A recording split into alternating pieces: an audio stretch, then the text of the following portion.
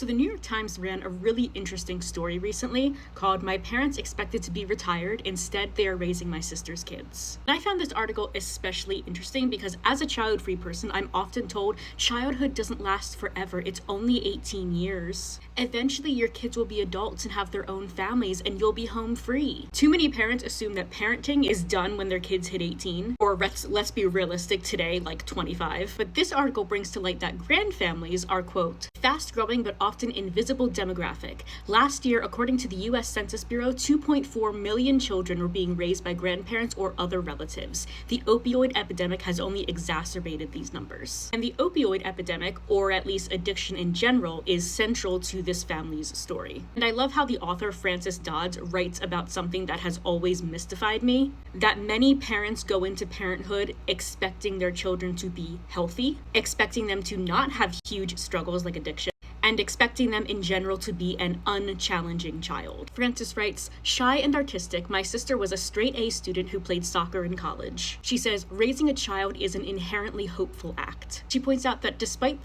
most of the Dodds' great uncles and aunts struggling with addiction, her parents didn't seem to think at the time that any of their 5 children would also have the same struggle. And to me, the familial history seems strange to not take into account. And maybe this is why I shouldn't be a parent. Maybe I don't understand.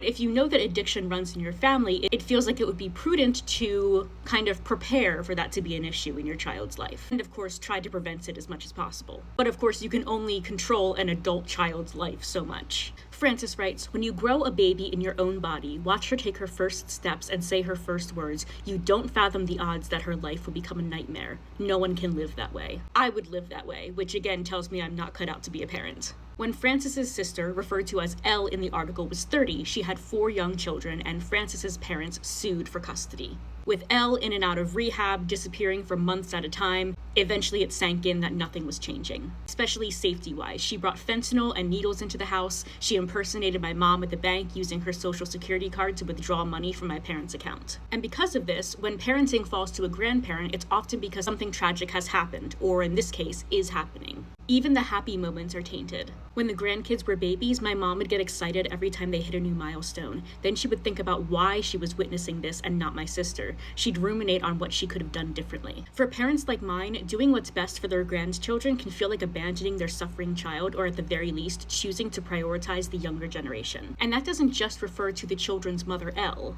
There's also less time, less money, and less attention given to Frances and her other 3 siblings. While writing this article, Frances is pregnant for the first time. But she knows that the usual grandparently excitement is going to be less heightened for her. And the celebrations are going to be a little less elaborate, because the grandparents have to focus on the children they're caring for. Kids who understandably have a lot of anxiety and abandonment issues. I mentioned earlier that I don't really understand not worrying about a child who comes from people who have struggled with addiction and worrying about them falling victim to substances themselves. And it seems that while they didn't think about that with their children, Frances's parents are now thinking about that with their grandchildren, because their grandchildren also have 2 parents who struggle with addiction. If any of the children end up struggling with addiction, we just want them to have all the tools and love in the bank to prepare them for the fight. There's so much more to this article, and I really encourage you to read it. It's in the New York Times, and it's called "My Parents Expected to Be Retired, Instead They're Raising Their Sister's Kids" by Frances Dodds.